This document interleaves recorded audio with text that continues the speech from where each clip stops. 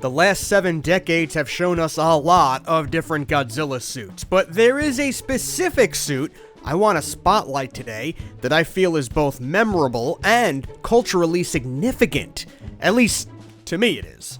Today we're going to honor an American Godzilla suit that made some impressive rounds in the late 1970s, from the big screen to the small screen.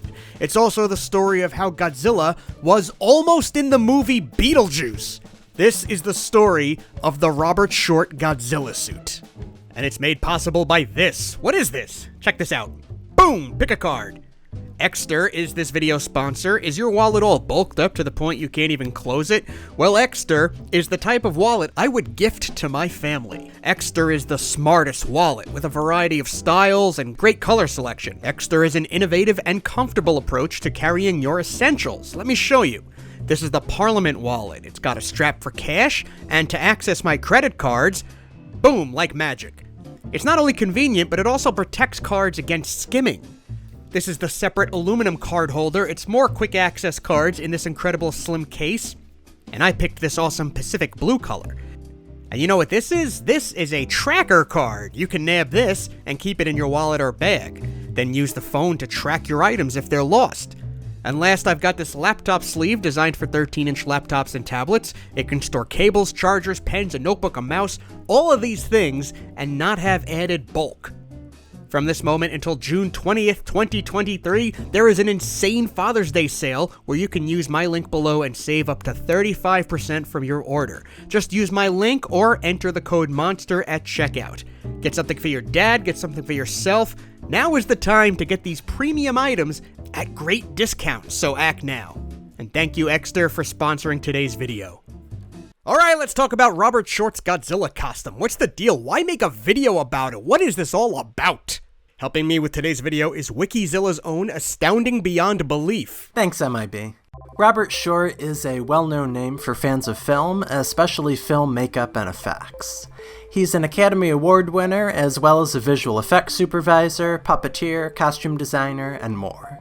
But before much of that, in the 1970s, he was working at Don Post Studios, the manufacturer of some of the world's first rubber Halloween masks. Mr. Short had been a Godzilla fan since he was a kid. During his time at Don Post Studios, he felt that owning a Godzilla suit would be, in his words, so cool. And at Don Post Studios, Mr. Short had everything he needed to get started. He had access to materials and a shop to build in. In an email exchange with me, he wrote, "I created almost all of it without molds or sculpting by just using soft foam sheeting and cutting it into shapes. The eyes and teeth were cast latex, while the eyes were lightweight vacuum-formed plastic. I glued strips of sheet foam on the surface of the body and then used a blowtorch on the shapes which rounded them off. Then I coated the entire suit with a heavy coating of latex rubber. The end result was a Godzilla costume that captured the playful charm of that time."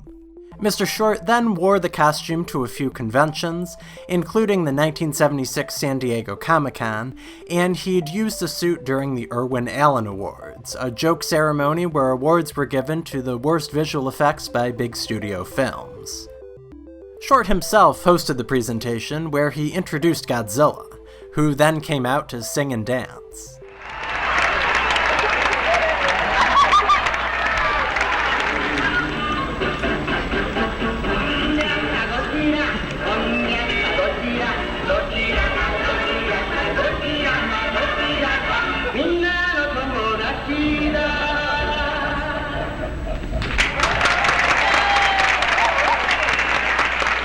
Don Post Studios received a request to rent a Robbie the Robot suit, which was owned by Special Projects manager Bill Malone.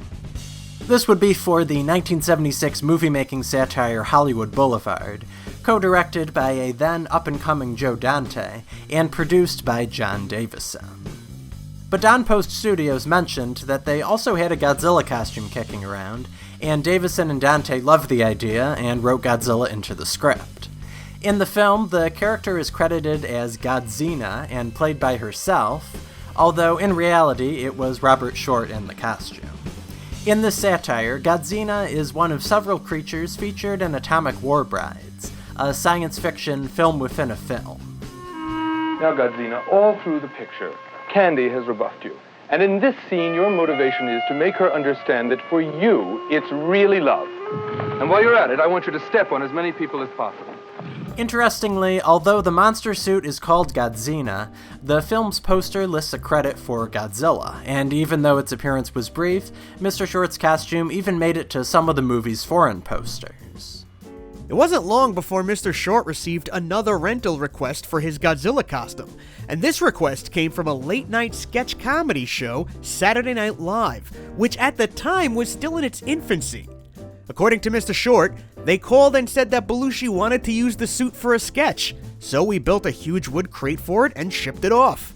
And in 1977, John Belushi wore the Godzilla costume for a skit in which Gilda Radner, playing Barbara Walters, interviews the giant monster about his life. Godzilla, if I could get a watt more personal with you, how do you and your wife do it?